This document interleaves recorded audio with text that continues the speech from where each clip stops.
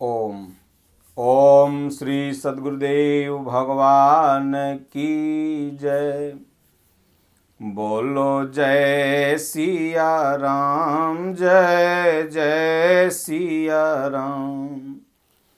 बोलो जय गुरुदेवम, जय गुरुदेव। अब प्रभु कृपा करहूँ यही भांति, शबत जी भजन करहूँ दिन राति। बोलिए श्री सद्गुरुदेव भगवान की जय। मानस और गीता ये भारत में घर घर पढ़ी जाने वाली पुस्तकें हैं और घर घर में इसको पढ़ना चाहिए। यह देश, ये सनातन धर्म राम और कृष्ण के सिद्धांतों पर चलने वाला देश है। गोस्वामी तुलसीदास जी मानस में जो भगवान की भक्ति करता है, जो घर, जो परिवार, जो गांव, जो देश, उसके बारे में बड़ा सुंदर ढंग से चित्रित किया है। उत्तरकांड में गोस्वामी जी लिखते हैं कि सो कुल धन्य उमा सुनु, जगत पूज्य सुपुनीत, श्री रघुबीर परायण, जेहि नर उपज विनीत। जैसा आप सब लोग को पता है, प्रथम दृष्टया ही गोस्वामी तुलसीदास जी कह चुके हैं कि इस रचना को मैंने नहीं बल्कि भगवान भोलेनाथ ने कहा।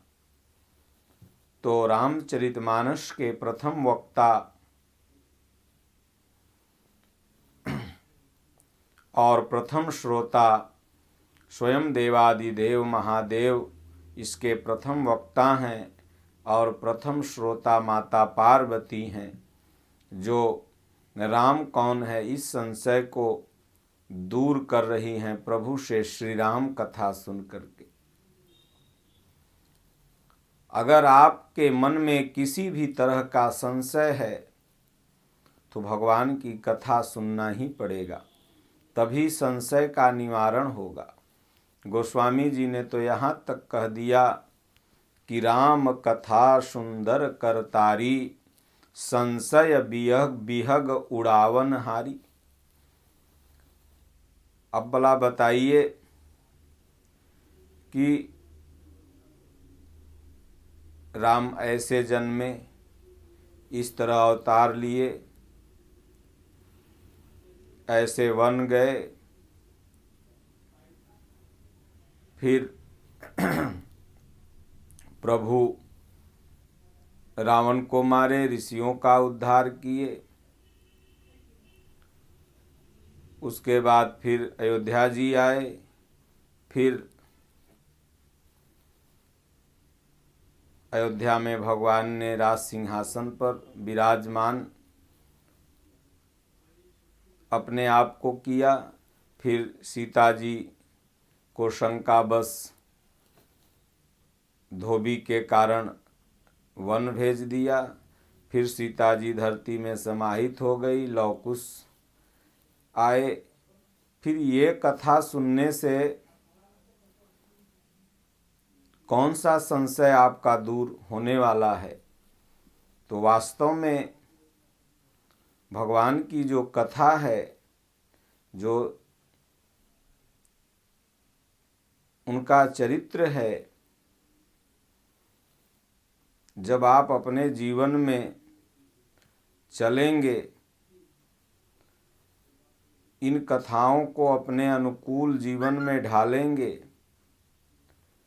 किस तरह से भगवान के जीवन में सुख आया, किस तरह से दुख आया, किसको किसको भगवान झेलते गए, किस तरह से मदद किए, किस तरह से तो जो अपने जिंदगी के प्रति संशय लोगों को बना रहता है, कोई सुसाइड कर लेता है, कोई जहर खा लेता है, कोई माता पिता का अनादर करने लगता है किसी संशय कारणवश, तो ये दूर हो जाएगा। और सबसे बड़ा शंका है कि भगवान क्या हैं, परमात्मा क्या हैं, ये हर जीव के मन में एक शंका है, एक प्रश्न है।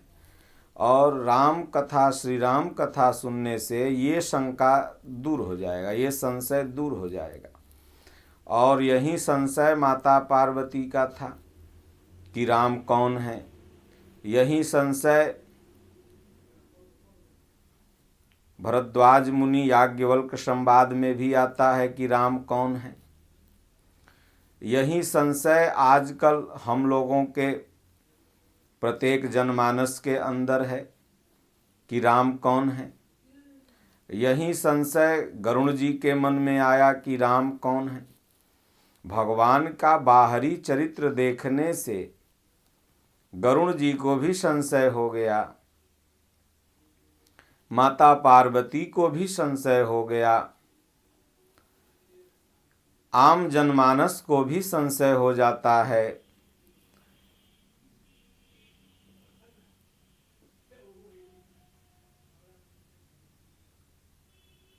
भरद्वाज मुनि को हो गया, याज्ञवल्क्य ऋषि ने इन संशय को दूर किया। और मात्र यही सबको संशय हुआ कि राम कौन है। इसलिए श्री रामचरितमानस के 4 वक्ता और 4 श्रोता हैं। तो गोस्वामी तुलसीदास जी ने इन संशयों का निवारण हमारे आपके मन में जो है उसका किया। भोलेनाथ ने माता पार्वती के मन में संशय जो था कि राम कौन है, कहीं सुनहि यस अधम नर, ग्रसे जो मोह पिशाच, पाखंडी हरिपद विमुख, जानहि झूठ न साच। पाखंडी लोग जो होते हैं, जो झूठ और सच क्या है उसको नहीं जानते हैं, जिनको मोह रूपी पिशाच ने घेर लिया है, ऐसे ही लोग राम पर शंका उठाते हैं। इस अंदर राम व परमात्मा हैं। राम कोई व्यक्तित्व नहीं है, राम वह ईश्वर है, वह परमात्मा है। वह परमात्मा ने राम रूप में मानवता को कैसे जिया जाए यह दृष्टांत पेश किया समाज में, और उस चरित्र को हमारे महापुरुषों ने किताबों में चित्रित किया, जिसको चलकर पढ़कर समाज के लोग अपने जीवन में नाना तरह की शंकाओं से उपराम हो सकते हैं।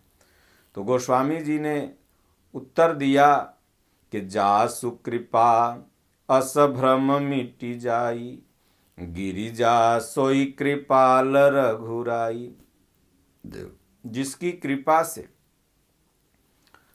तुम्हारा भ्रम मिट गया गिरिजा, वही तुम्हारे लिए कृपाल रघुराई हैं। माता पार्वती को भ्रम हो गया, राम पत्नी के लिए रो रहे, भगवान कैसे हो सकते हैं। सीता का वेश धर परीक्षा लेने चली गई, आँख मूंदती हैं तो भगवान हृदय में, आँख खोलती हैं तो बाहर, 10 दिशाओं में देखती हैं तो भगवान कहीं कभी रोते हुए नजर आ रहे हैं, कभी हंसते हुए, कभी सीता जी के साथ नजर आ रहे हैं। भ्रम दूर हो गया। बोले नहीं, ये साधारण इंसान नहीं हो सकते, ये अवश्य ही तीनों लोक के मालिक हमारे भोलेनाथ के आराध्य भगवान राम जी ही हैं। तो यही भ्रम गरुण जी को हुआ। गरुण जी जैसे ही काकभूषुंडी महाराज के आश्रम में आए, उन्होंने कोई चमत्कार भगवान का नहीं देखा, सिर्फ सत्संग के माध्यम से। देखिए, शंका जो मानस की है, कहीं पर कथा सुनने से दूर हो जा रही है, कहीं पर भगवान ने चमत्कार दिखाकर, माता पार्वती का चमत्कार दिखाकर शंका दूर कर दिया। गोस्वामी तुलसीदास जी ने श्री रामचरितमानस लिख के अगर जो लोग सच्चा दिल से पढ़ ले तो शंका खत्म हो जाएगा कि राम कौन है। भरद्वाज मुनि का उपदेश से खत्म हो गया। तो इसलिए भगवान की जो कथा है वो संशय को दूर करती है। वो चाहे आध्यात्मिक संशय हो, चाहे आपके जिंदगी में किसी तरह का संशय हो। पूरी गीता सुनने के बाद अर्जुन का दूर क्या हुआ? तो मात्र संशय। वो कहता है नष्टो मोह स्मृति लब्धा तत्प्रसादात्। भगवान आपके कृपा से मेरा मोह नष्ट हो गया, आपके कृपा प्रसाद से। संशय ही तो था। भगवान जो भी कुछ कहते थे अर्जुन संशय कर लेता था, प्रश्न कर देता था, ये कैसे होगा? आज आप जन्मे हो और कह रहे हो गीता को हमने सूर्य से कहा। भगवान ये कैसे हो सकता है? मन हवा से तेज चलता है, बस में कैसे हो सकता है? आप हृदय में कैसे हो? तमाम तरह के योग क्या है, यज्ञ क्या है, सब संशय ही तो था। और संशय में पड़ करके जीव ही दुख पाता है, चाहे वो आप समाज में हो, चाहे आध्यात्म में हो। अगर मन में किसी तरह की संशय है, शंका है, आप हमेशा दुखी रहोगे। इसका कोई मेडिसिन नहीं, इसका कोई दवाई नहीं। संशय का मेडिसिन, दवाई क्या है? गीता और रामचरितमानस। आध्यात्मिक संशय भी इससे दूर होगा और आपका भौतिक जगत का भी जो तमाम दुख है, आप पढ़ो तो सही, वो भी दूर होगा। इसलिए गोस्वामी जी कहते हैं कि सो कुल धन्य उमा सुन। हे उमा, भोलेनाथ ने कहा हे पार्वती सुनो, वो कुल धन्य है। भारत में गांव गांव में, घर घर में भगवान की भक्ति होती है। कालांतर में कुछ पाश्चात्य सभ्यता वाले अपनी जड़ अशिक्षा के कारण मजबूत कर लिए, हम सबको अशिक्षित करके, आपस में बांट के, लड़ा के। लेकिन धीरे धीरे अब सब लोग शिक्षित हो रहे हैं और सब लोग उसी तरफ, परमात्मा की तरफ बढ़ रहे हैं। भगवान के आदर्शों पर सब कोई चलना चाह रहा है। सब राम के बताए हुए मार्ग पर चलना चाह रहे हैं। भारत की संस्कृति पर हमला हुआ, भारत के धन पर हमला हुआ, यहाँ के तीर्थों पर हमला हुआ, विचारों पर हमला हुआ, सिलेबस की किताबें बदल दी गई, बुक से रामायण, कबीर साहब के दोहे, गीता के श्लोक हटा दिए गए। अब पुनः इन सब चीज़ों को लाना है, अपने बच्चों को पढ़ाना है उसमें। तो इसलिए यहाँ गांव गांव में ठाकुरवारी है, गांव गांव में राम की पूजा होती है, घर घर में राम की पूजा होती है।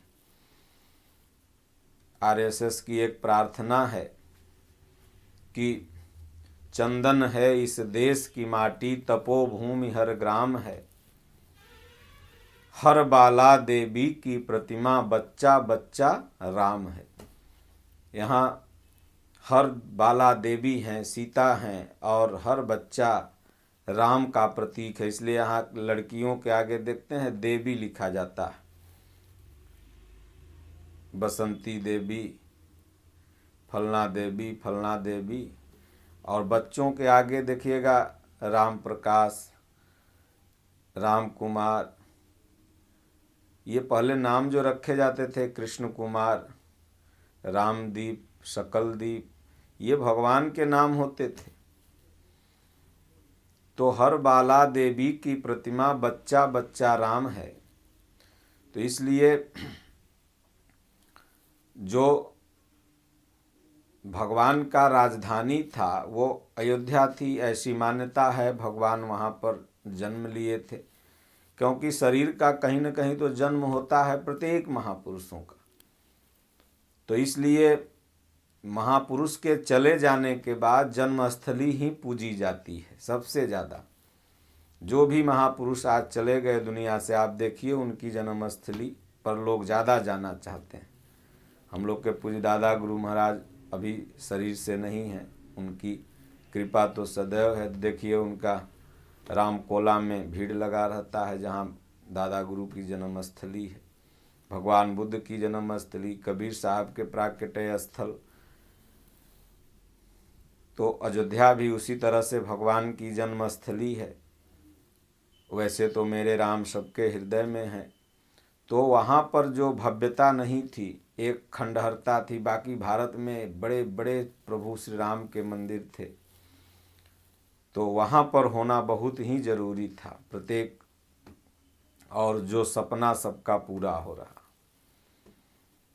तो गोस्वामी जी कहते हैं, भगवान भोलेनाथ कह रहे हैं पार्वती से कि वो कुल धन्य है, वह खानदान धन्य है पार्वती, सो कुल धन्य उमा सुन।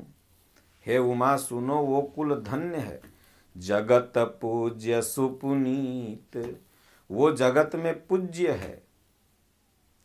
देखिए साधारण घर पर अगर राम लिख दिया जाए तो उस घर के सामने से लोग निकलते हैं, जय श्री राम का झंडा हो, भगवान का मंदिर हो तो लोग प्रणाम करते हैं। साधारण घर मंदिर हो जाता है। साधारण जीव जो राम राम राम राम रात दिन आश्रम मंदिर में बैठ के जप रहा है, वो साधारण आत्मा महात्मा हो जाता है। राम नाम का कितना प्रभाव है। साधारण घर अगर भगवान का एक उसमें प्रतिमा रख दिया जाए तो मंदिर हो जाएगा, जो भी लोग सामने से गुजरेंगे प्रणाम करेंगे। साधारण जीव, लंगड़ा हो, लूला हो, काना हो, अच्छा हो, आन्हर हो, लेकिन वो राम राम जपने लगा, लोग उसको महात्मा समझते हैं। भाई ये पुण्यात्मा है, महात्मा है, ये राम नाम का प्रभाव है। वाणी शुद्ध हो जाती है भगवान का नाम लेने से। इसलिए सो कुल धन्य उमा सुन, जगत पूज्य सुपुनीत, वो जगत में पूज्य है, पुजाने लगता है, वो कुल पुजाने लगता है। तो कहेंगे फलाने कुल में देखो एक भगवान का भगत पैदा हुआ था। आज भगवान जिस कुल में पैदा हुए थे, सूर्यवंशी रघुकुल पूजायमान है। माता मीरा जिस कुल में पैदा हुई थी पूजायमान है। कबीर साहब पूजायमान है। नीरू नीमा जुलाहा जिन्होंने पाला उनका नाम आज भी है। भगवान बुद्ध जिस कुल में पैदा हुए पूजनीय है। तो सो कुल धन्य उमा सुन, ये स्वयं देवादिदेव महादेव कह रहे हैं माता पार्वती से। और रामचरित मानस के रचनाकार भी भगवान शिव ही हैं। गोस्वामी जी ने कहा, जगत पूज्य सुपुनीत, श्री रघुबीर परायण, जेहि नर उपज विनीत। भगवान के श्री चरणों में भक्ति परायण, एक चित्त भक्ति जिसके अंदर आ गई, एकाग्र भक्ति, अपने आप को न्यौछावर कर दिया प्रभु के चरणों में, वो पूजनीय है। श्री रघुवीर परायण, जेहि नर उपज विनीत। भगवान के प्रति भावना विनीत, विनय हो, अनुराग हो। मति अनुरूप कथा मैं भासी, यद्यपि प्रथम गुप्त करी राखी। भोलेनाथ कहते हैं मति के अनुरूप मैंने इस कथा को कहा जो कि गुप्त थी। गुप्त क्या थी सब तो जानते ही हैं। राम जन्म ऐसे हुआ, ऐसे यह हुआ, ऐसे पूरा राम जन्म से लेके रावण वध और भगवान सरयू में चले गए, यहाँ तक सब जानते हैं। फिर गुप्त क्या है? तो गुप्त यही है कि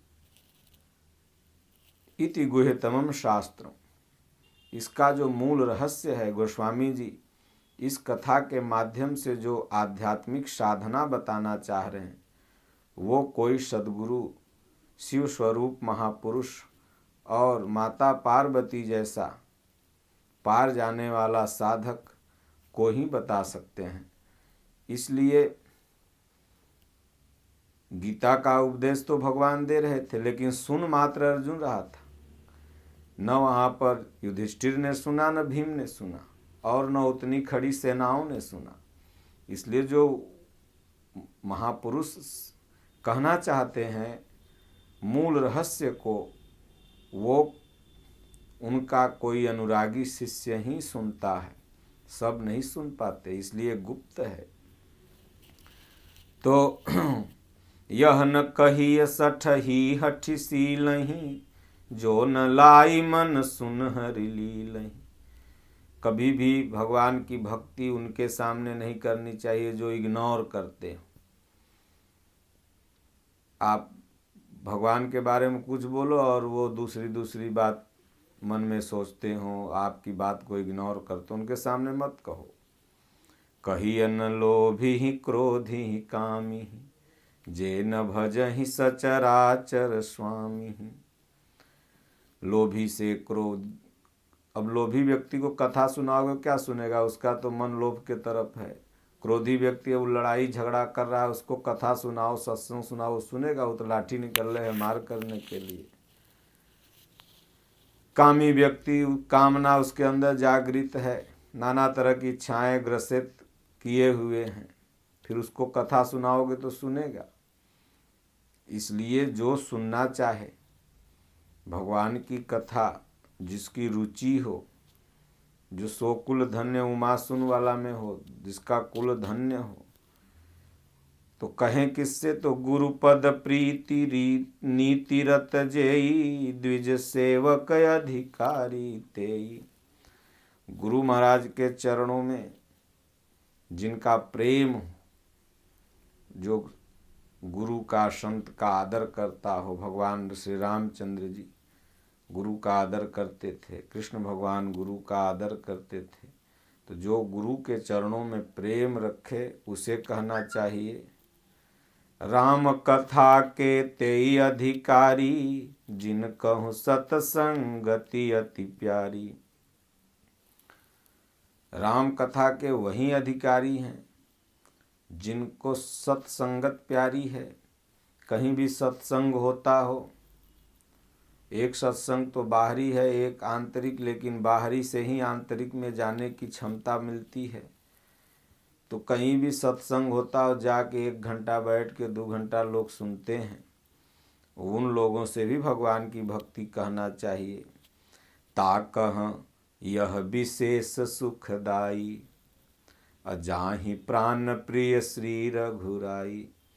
भगवान की कथा उनके लिए विशेष सुखदाई है जिनको प्राणों से प्रिय रघुराई हैं, भगवान हैं। इसलिए वास्तविक कथा दशरथ जी ने सुनी। भगवान का नाम जपते जपते प्राण को तुच्छ रख दिया, प्राण त्याग दिया उन्होंने, लेकिन नाम जपते रहे, राम राम राम राम। ये राम में ही पूरी कथा समाहित है। जिस दिन आप राम राम राम राम भगवान का नाम जपने लगो, वास्तविक सत्संग, वास्तविक कथा हृदय से जागृत हो जाएगी।